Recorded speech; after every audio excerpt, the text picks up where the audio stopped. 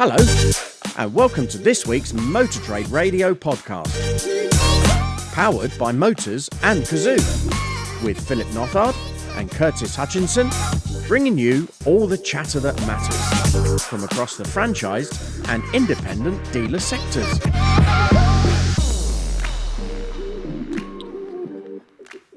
Well, the March plate change is well underway now, Phil. I'm starting to see cars, or I've seen at least one brand spanking new car. I don't know if you have you? Don't think I've been out since the first, if I'm honest with you. So, unless somebody drives past my office window, then no, I haven't. Yeah, I was forgetting you don't get out much. It's probably not something I look for these days, but yeah, no, I think by all accounts, order takes were very good, very positive going into March, and we'll get onto the February figures shortly. But yeah, by all accounts, March seems to be holding quite well from all accounts, and I think we'll give a shout out in a minute. I mean, one of the stories we'll talk about in a minute that Robert Forrester has been to the press this week, and he seems to be fairly positive about a reasonably strong March order take. So yeah, expect to see a lot of cars. I suppose as usual, we'll see a lot more in the last 3 days of the month as normal, won't we? Yeah, no, definitely. And I suppose, I don't want to put the dampers on it, but one does wonder what the international situation, the sort of impacts that will have on consumer confidence, activities in Iran and the Middle East. Yeah, I think early indications we've been looking at the minute, and there's obviously lots of forecasts and speculations. I suppose a lot of it is depending on how long it takes and goes on for, and that I think it seems at the minute. I think the general view is that if it resolves itself in a matter of weeks, however that is resolved, then it shouldn't have little or no impact. I think obviously there is concerns of European supply chain and distribution and things like this, and consumer and business confidence. But I think at the minute, I think we didn't see much in the spring statement, did we? That was a bit of a non-update. Well, exactly, and barely got any news coverage, did it? Because to talk about. It was just a reforecast of what the OBR were saying and that. But yeah, we'll certainly see. So we'll try not to get too involved with politics. We've got a couple of shout outs this week, and the first one is that we had a fantastic catch up with David Manchester, who is a huge supporter of the podcast, and I think it's 10 years since he was last on. Yes, yeah, he was very forgiving, actually, wasn't he? We haven't had him back on for 10 years. But no, you're right, it was lovely to catch up with him. We both know him individually really well, and yes, got to know him over the years. But fascinating backstory, because of course he led Charters of Aldershot for nearly 20 years. He was the chairman of the Peugeot Dealer Association, which is when I really got to know him, when I was editing Motor Trader. So saw a lot of him during that time. And he also managed MCL Retail back in the day, but very much now devoted to M&As and helping dealers with their exit strategies, which is really what we focused on for the standalone podcast, which if you haven't heard it, do check out your podcast feed, because some great insight from David. Definitely, and we'll share an extract from the chat with David at the midway point of today's podcast, so do stay tuned for that. But just to reiterate what Curtis said, that if you've not listened to the full interview already on your podcast feed, then I do recommend you do listen to it, because it's very current and very relevant in that chat with David. And the other thing is just a bit of a shout out to Car Dealer, and Car Dealer Live is coming up now, 19th of March, down at the British Motor Museum at Gaydon there. The tickets are now becoming limited, but there are still some available. So just a shout out and a bit of a plug to James and the team there at Car Dealer Live, to say that if you are wanting to attend, then there are some tickets available, and some of the sessions are looking at OEMs, including people from Peugeot, Suzuki, and Sepang. Dedicated Chinese challenge brand session, and that's going to feature BYD, Geely, Motor JQ Cherry, and suppliers such as Google, our friends of the podcast, with Impel, who obviously was on the podcast recently, myself from Cox Automotive, with a couple of industry leaders sitting on the panel with me there. And again, friend of the podcast, with a session hosted by the IMDA's Umesh Samanis. So not one to be missed, I think, that one, Curtis.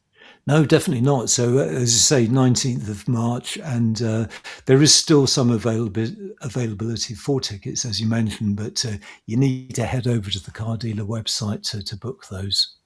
Yeah, and the other thing is a bit of a shout out and thanks to Matthew at Swansway, who kindly sent us a press release. And if you do want us to cover anything on the podcast, then please do drop a note to me or Curtis, and we'll certainly look at trying to include it in the headlines, or at least the shout outs. But this is a bit of data coming out from Swansway, who have looked at their 2025 retail sales and saying that the analysis shows grey retain its position as the most popular vehicle colour for a 7th consecutive year, and within their business now accounting for 31.8% of sales, with volumes up 168% over the past decade. So grey is without a doubt sort of becoming the number one choice of colours. But also they do talk about green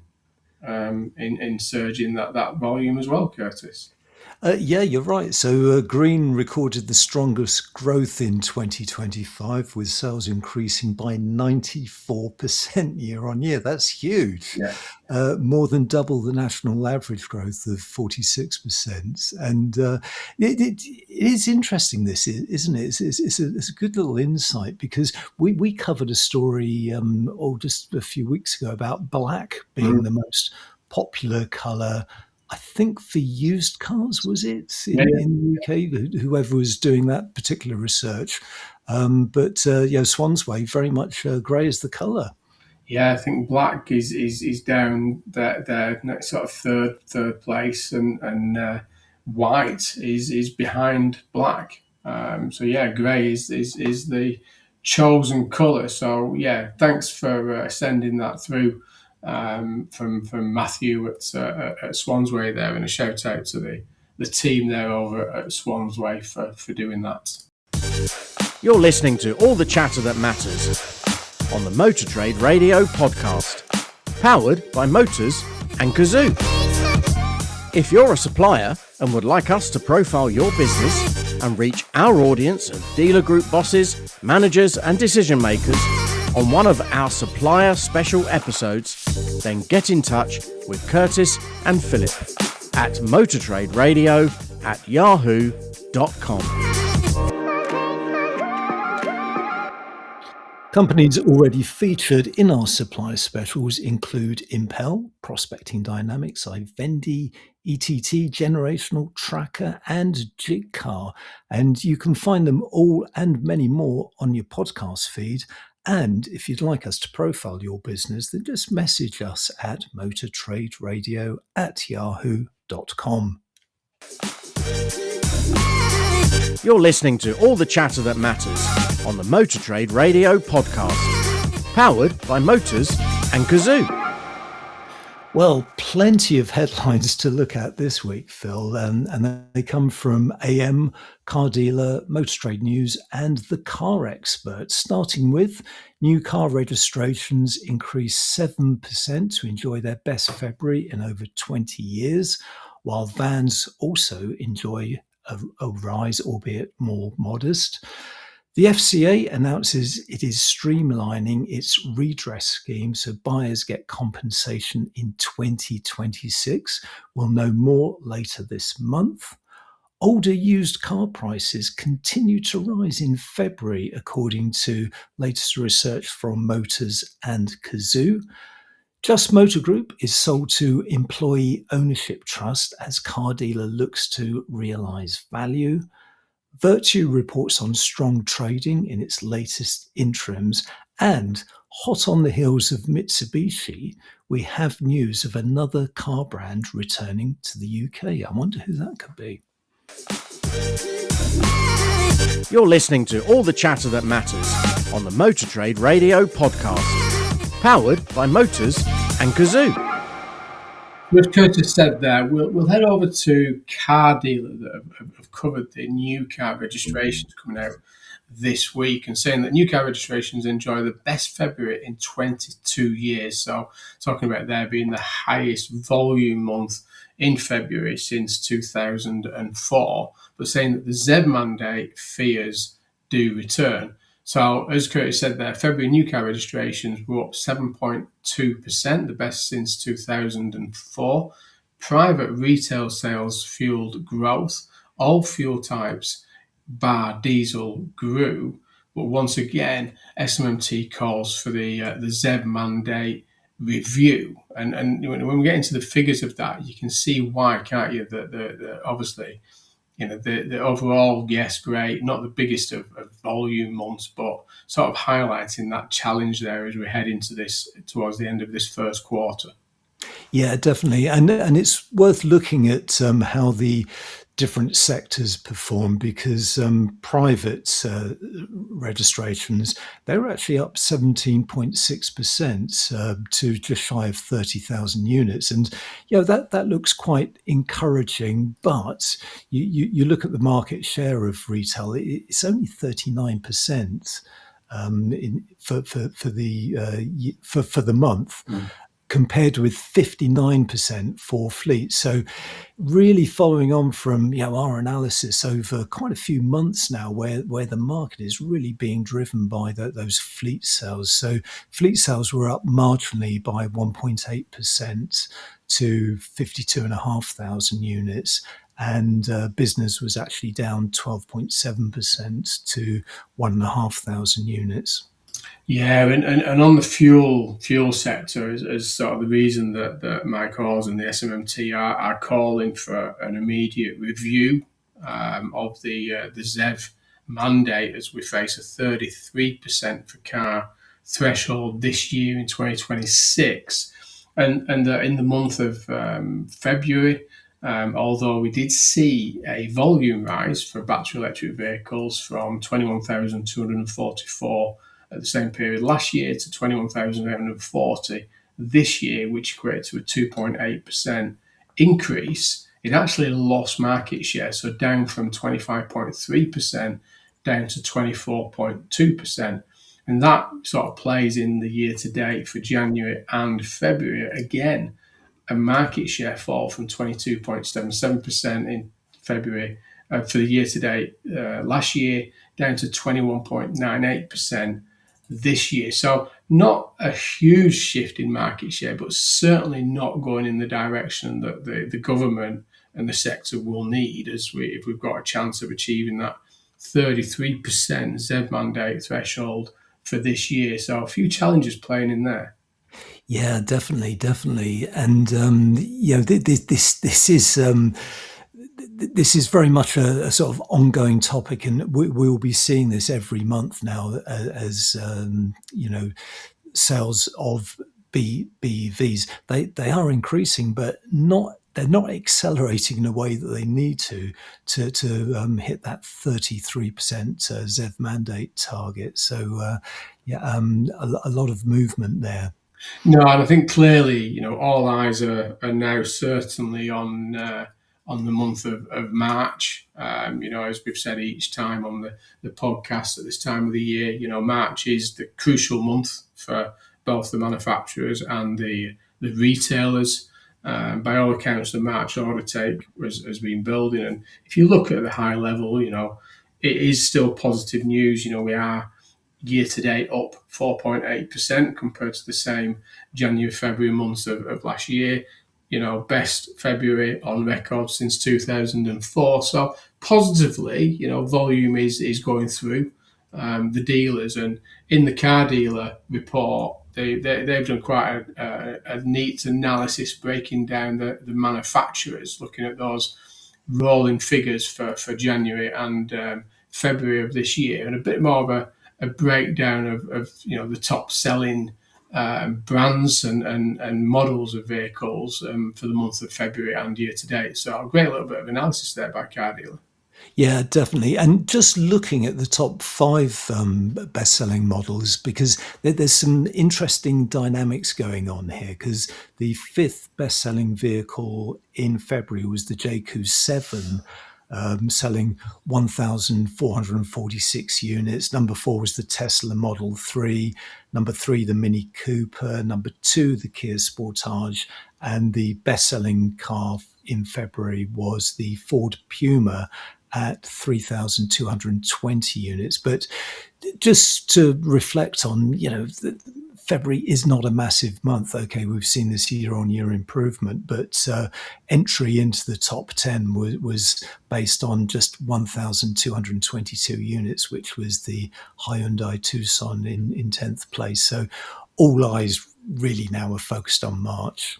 Yeah, for definite. And if we look a little bit wider around the European market, Germany was up in February to 211,300, up 3.3% year on year. Italy, a strong month at 157,300, up 14% year on year there. France, unfortunately, was down 14.7%, down to 120,800, and Spain was up 7.5%, up to 97,100. And interestingly, the US fell slightly as well, Curtis, down to 1.2 million, down 1.9% over there in the US. So a little bit of pressure there in the US market starting to play in. I wonder what factored into that. What's going on over there? It's all nice and stable over there, isn't it? Yes, definitely. But I think you've got some van LCV market figures, haven't you? I have indeed. So these have literally just landed. So straight from the SMMT press release, February van registrations totaled 14,641 units, which was up 1.1%. So this is the second rise in 3 months, which is very much welcome, because pretty much throughout last year we were reporting on the van market being down month on month. So this uplift, albeit fairly small, it is welcome. And the SMMT's analysis shows it was very much driven by demand for larger vans over 2 tons, and looking specifically at battery electric vans, demand was actually up by 42.2%. Albeit from a low figure, but as they point out, overall electric van sales remained well below the 24% mandated target for 2026. So still a long way to go there for battery electric vans. Yeah, but as you say, some green shoots probably. Yeah. Being optimistic in there from a challenging period for those LCV market figures. But heading over to Motor Trade News now, and this is analysis done by Motors and Cazoo, saying that older used car prices were up in February. So this is reflecting the feeling and sentiment that we're getting across the sector at the minute, isn't it? It is, yeah. So this is the monthly market view from Motors and Cazoo, which I did work with the team on for the press release for this, and that they have actually been tracking this rise in prices for older cars, which has now been going on for several months. And the analysis found that prices of older cars increased in February due to the shortage of cars registered pretty much during those COVID-19 years of 2020, 2021, and ongoing focus on affordability. So the average price of a car over 10 years old sold on the Motors platform was actually up 9% year on year to £7,415, while the average price for a 5 to 10-year-old car was up 4.5% to £13,792. And 36% of all views on Motors in February were for cars aged 5 to 10 years old. So a lot of buyer interest in those older vehicles. And one of the other stats that caught my eye was that cars aged under 2 years saw the biggest drop in prices at 1.8% year on year, down to £28,740. But there's certainly growing interest in these older models, and that helped drive a 7.4% increase in advertised prices at independent dealers. Very much the bread and butter of what independent dealers sell, and that was up 7.4% on February 2025. Yeah, and there's a nice little comment in here from Lucy Tugby, who's the marketing director at Motors and Cazoo, that with affordability a key consideration for buyers as well as opportunities to choose well specified models, older profile cars continue to generate plenty of interest, which is welcome news for the independent dealer who typically do stock them.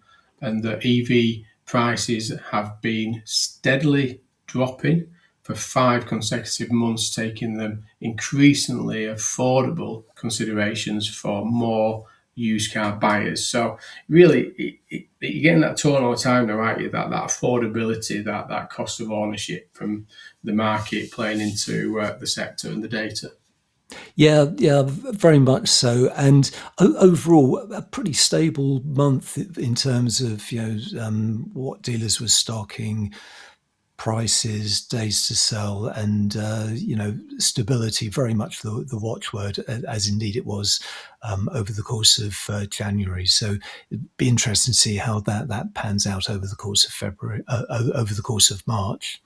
Yes, definitely. So, and there's been an announcement this week from the FCA, and this is a crucial topic for the sector, and obviously those listening to the podcast this morning, that the FCA, to streamline redress scheme to motorists, gets compensation in 2026. Now, this is quite an interesting update, and it's been covered in the AM, and also our friends at Auto Sunday did a very brief overview. But there's been some quite significant changes to this.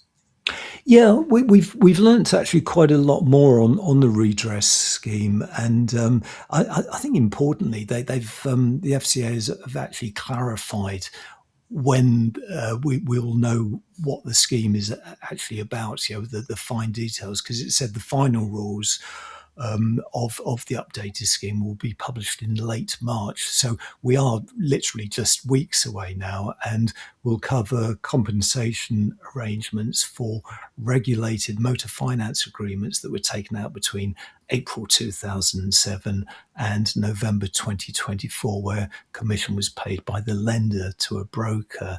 And the FCA has previously estimated that around 85% of 40 million eligible consumers will take part in the scheme. So it's just showing the sheer size of the scheme, and the process that the FCA is going through to evaluate how the payments will be made, and indeed when, because we do finally now have a timeline.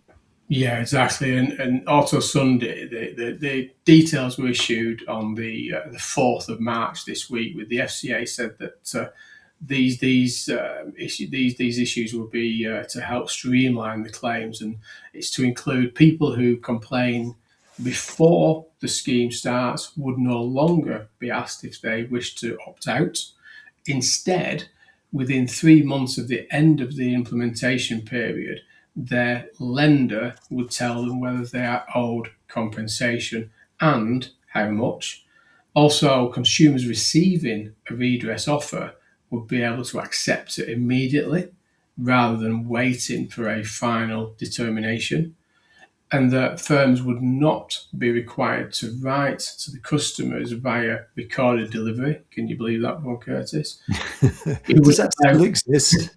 We would allow a range of channels that best meet consumers' needs with the appropriate safeguards to prevent fraud.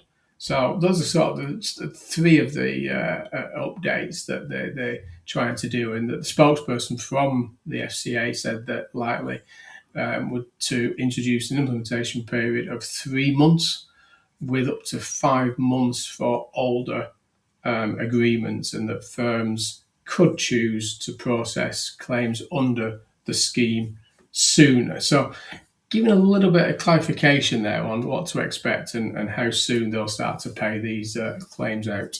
Yeah, and it is welcome news, because this has been hanging over the sector for what seems like a long, long time now, and we've finally got that clarity and that assurance that it will be settled this year, and any payments will be made pretty much over the coming months. So we'll see how this one plays out. But we'll be back with the rest of the week's headlines after this extract from our interview with David Manchester, founder of Automotive Assets, talking to Phil and I earlier this week about M&A activity in the dealer sector. You're listening to all the chatter that matters on Motor Trade Radio, powered by Motors and Cazoo. This is your weekly one-stop shop for all the biggest car retailing headlines from across the media. And David, how would you describe the current appetite for both disposals and acquisitions, and how has it changed in recent years? I don't think it's really changed, Curtis, to be honest with you. In terms of age, my target age is anybody over 50. I think if you've been in the industry for a long time and you've passed the age of 50, people start naturally thinking about how long they want to go on, particularly if they don't have a succession plan. If they've got family in the business, then they can probably carry on as long as the family will let them, to be honest with you. But if they don't have a succession plan, my view is anybody over 50 is a target, and I'll start talking to them, because some of the deals can take 5 years. So it doesn't always happen within 6 months. Most deals happen within 6 to 12 months for continuing use. Alternative use takes a bit longer because of the planning, but the longest deal I've had is 4 years. So the time goes by very quickly, particularly in this industry. So I find that the earlier people start talking to me, the better the outcome. And in the scenarios that you've been talking about, where someone is retiring, they are exiting, and the business is being sold as a going concern, in those scenarios, what are buyers typically looking for? Well, they're looking for a good brand. They're looking for a good facility, hopefully a facility which complies with the manufacturer's current corporate standards, because they don't all do. And as a dealer nears the end of their career, they probably spend less on keeping the property to the proper specification. They'll bulk at hefty corporate investment requirements from the manufacturer. So that can be driving a decision to sell. When they're asked to spend £100,000 on the showroom, they don't want to do it. So in some cases, an incoming buyer will have to make the facility corporate. But if it's already corporate, obviously that's a bonus. They'll look at good practices, policies, procedures, good staff retention, good customer base, and a nice market area. And I mean, David, consolidation is not new to the sector. We've seen general consolidation happen continuously over the years, but how much of an impact as the recent consolidation or acceleration of consolidation by the OEMs, and not just people like Stellantis, and more recently the Volkswagen Group slimming down their partners through the Ideal Network plan that we've been talking about quite a bit recently.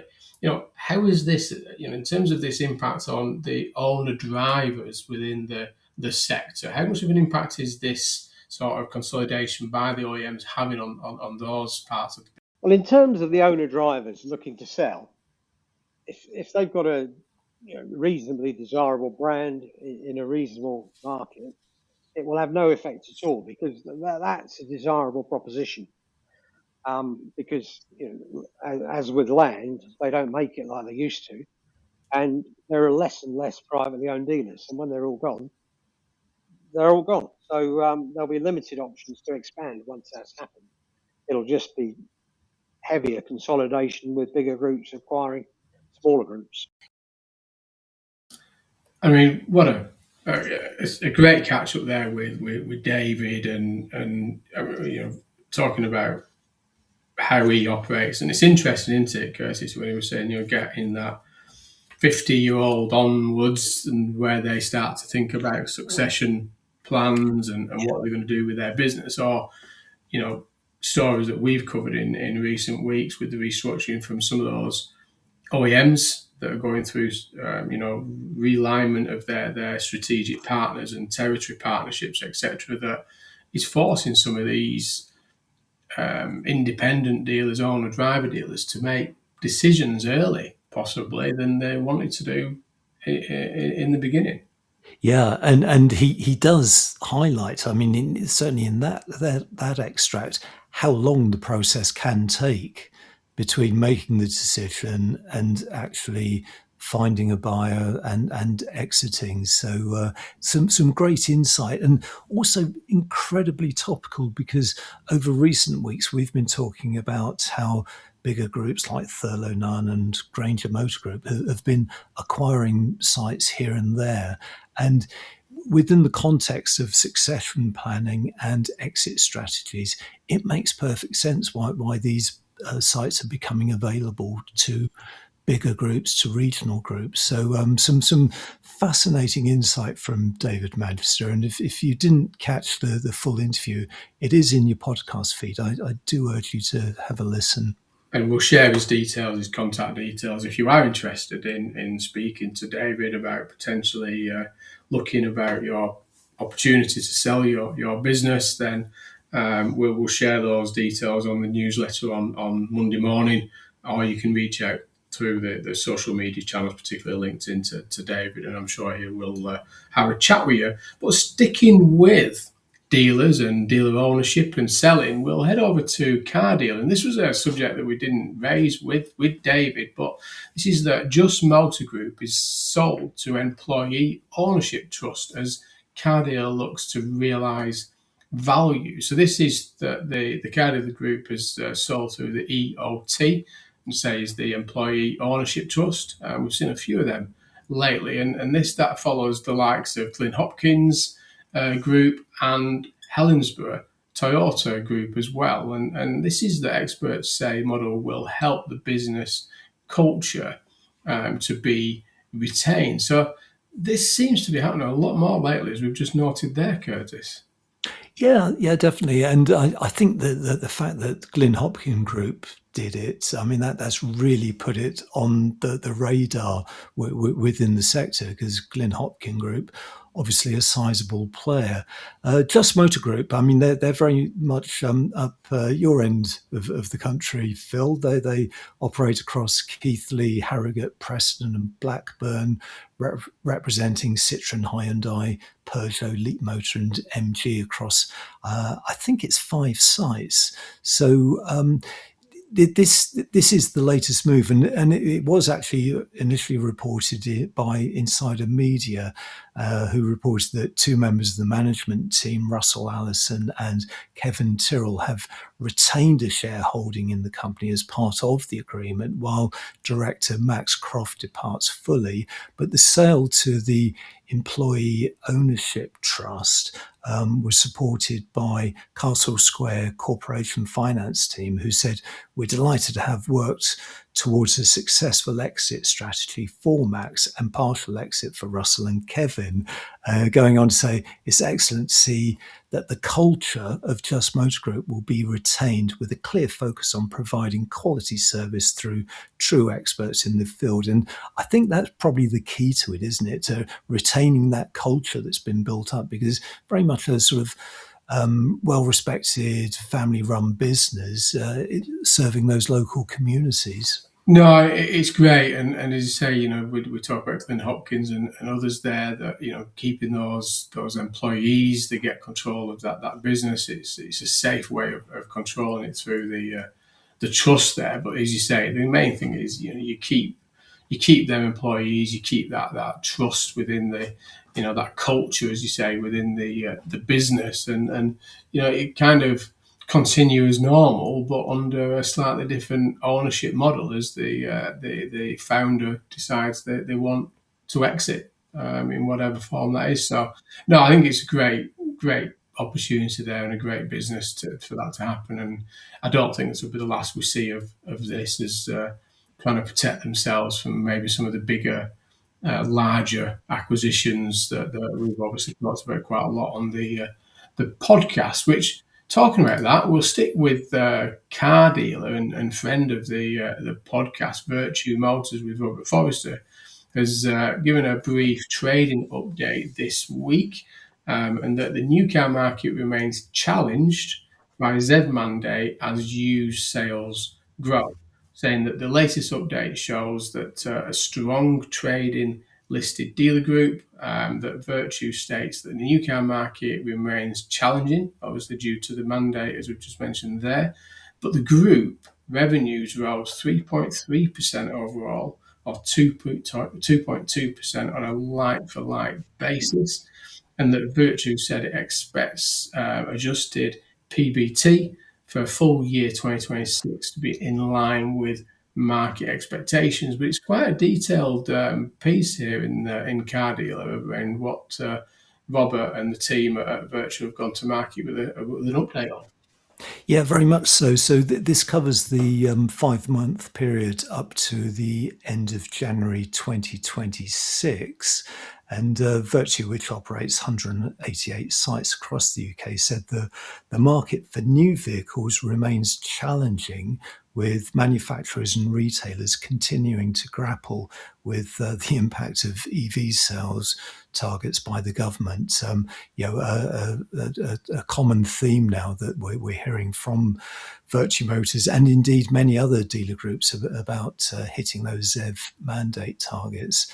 Vertu said manufacturers had actually spent more than £5 billion subsidising EV sales in 2025, with discounts averaging around £11,000 per vehicle, a level the group described as financially unsustainable. So some interesting figures coming out there, and figures that I certainly hadn't seen before. And if you're thinking those discounts are averaging £11,000 per vehicle, that is totally unsustainable. Yeah, and that's the point that this sector's been trying to highlight to the government of the ZEV mandate. It's they'll always get there one way or the other to the thresholds, and this year just seems a little bit more of a stretch, but it's at what cost to the sector this ZEV mandate is forcing the marketplace. And also within the update there, and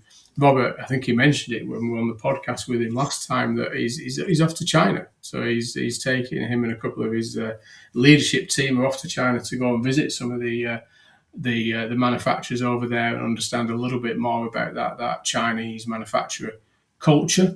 And that's obviously following that, they've started to open a Geely site in the Glasgow area and a pair of BYD dealerships that they opened back in November of last year. So, Robert very much getting into that Chinese new entrants market, but doing it very cautiously, as he said. He was obviously watching that very closely. And the other thing that I did pick up on Robert's announcement and updates this week is he referenced about changing the profile of used cars and going into that older used car market, which does reflect what you were talking about earlier with the Motors and Cazoo market view update about that demand in that older used car marketplace as cars become less readily available, and that sort of impact of the COVID moves the availability a little bit older in the sector.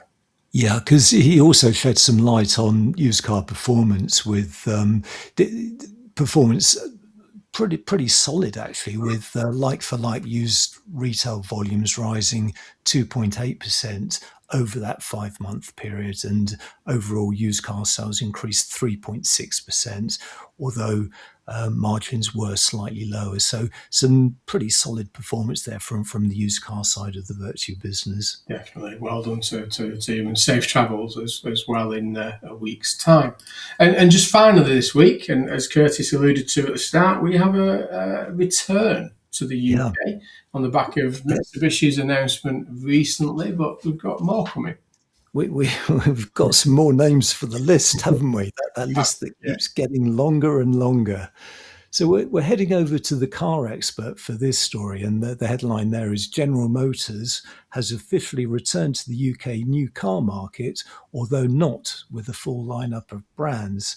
So instead of launching all its cars, what it's doing is that it's created a GM specialty vehicles division for the UK, offering a limited range of some of the larger American SUVs and pickups from the likes of Cadillac, Chevrolet, and GMC.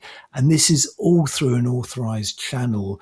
And the company already operates a very similar program in other markets, including Australia. And the launch here will be handled in partnership with Clive Sutton, the London dealer, who specializes in these big American cars and has done successfully for many, many years. So a sort of welcome return here, isn't it?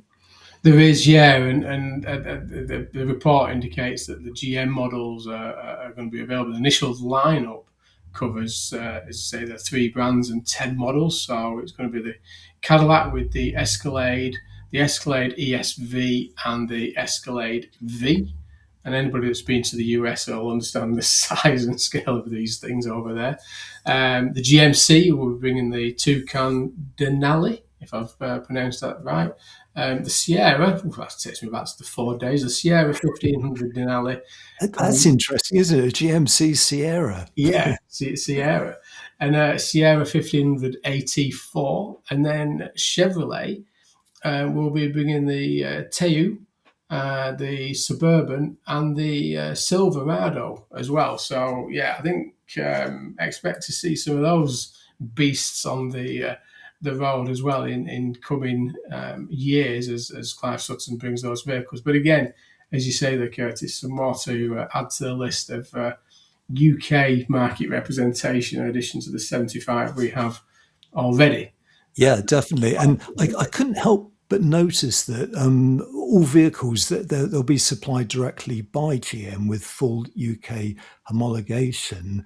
So it means they meet the UK legal and technical requirements, but they'll only be available on left-hand drive. So only fairly limited sales opportunities there for the real aficionados of American monster trucks. Get those spinners in your stock supply with for the wheels there that they have on them over there in the US. So that's it for this week. We've got we always say it, but this week has been a very big headline. Obviously, what's happening in the global market with Israel, US, and Iran there, sort of changing the landscape a little bit and the impact. We've even got things like, we haven't covered it this week, but there's been the Made in Europe, which has been an initiative coming out of Europe there that, as we are recording today, Nissan have threatened to close their factory down in the UK if they are excluded from the Made in Europe plan. So that I'm sure we will maybe cover next week if that story continues to evolve. And everything else that's going on. So, yeah, March is certainly not letting us down so far in the first week of March, is it, Curtis? It's not at all. But that really is all for now. So many thanks to you for listening to the Motor Trade Radio podcast. Until next time, it's goodbye from me. And it's goodbye from him. Thank you for listening to the Motor Trade Radio podcast, powered by Motors and Cazoo. We'll be sharing all the URLs from this week's headlines in our newsletter on Monday morning. To subscribe, just search LinkedIn for the Motor Trade Radio podcast.